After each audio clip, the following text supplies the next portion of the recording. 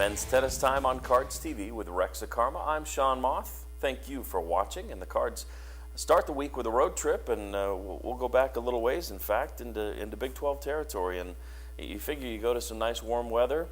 It's 70 here. It's snowing in Lubbock, Texas, and you guys did have a couple of tough matches, and I think we saw again that your youth is maybe making that transition to playing on the road. Right. I mean, you know, you and I have discussed this team a lot, and I don't want to talk about the rebuild.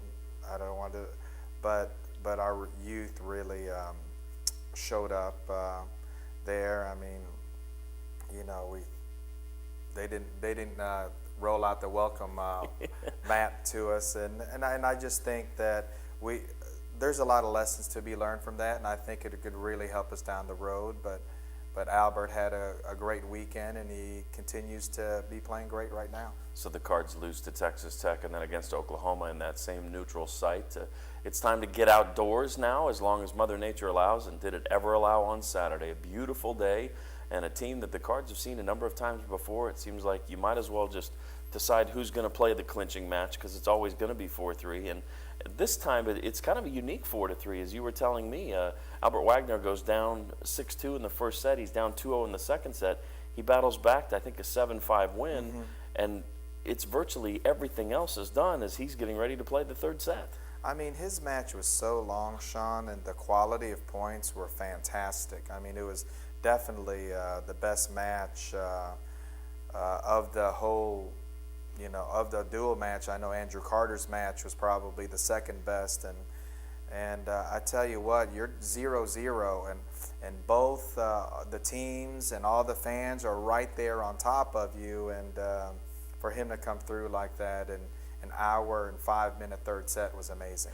And there are a lot of things you can simulate in practice, but there is no, in a million tries, you couldn't simulate that type of pressure and that type of stage for a freshman. It's got to be invaluable, win or lose, but especially to win. Absolutely. I mean, he was just the example of the players, and it's interesting to say that about a freshman, but we told the guys this week that we want you to go for aces, go for big forehand winners, attack the net, win or lose, the match is going to be on our rackets. That was our theme for the week, and that's exactly how Albert played. He was playing a little bit too passive in the first set. I said, you got to make these type of adjustments, do what we practiced, and I was just hoping that he could do it. Then he did it for the next two sets flawlessly, and did not seem affected by the pressure at all. It was like I tweeted, a star was born that day. Sometimes athletes thrive under that pressure, and so maybe we see a little of the future from Mr. Wagner. You guys move on, and nice to be home.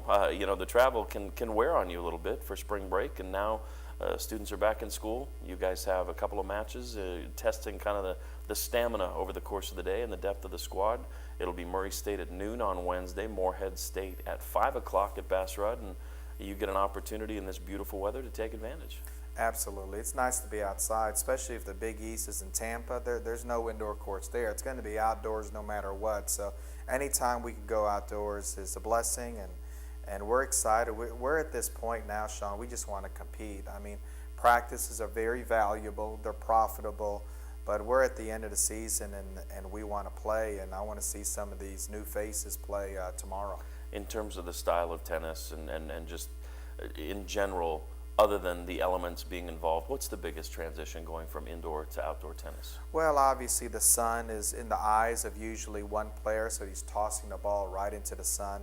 Again, the wind is really unpredictable. Sometimes it blows behind you, sometimes it blows against you, sometimes it blows across the court. Also, you throw up that first lob, and that ball could seem to get lost in either the clouds or the blue skies, and also you don't hear the ball as well. Okay. In the inside, it echoes, so you could really hear when you strike the ball properly.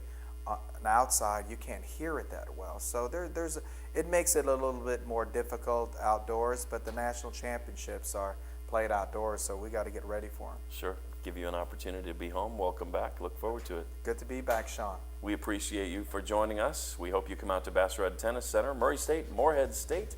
We'll see you over at Bass Rudd, and then we'll talk about it next week right here on Cards TV.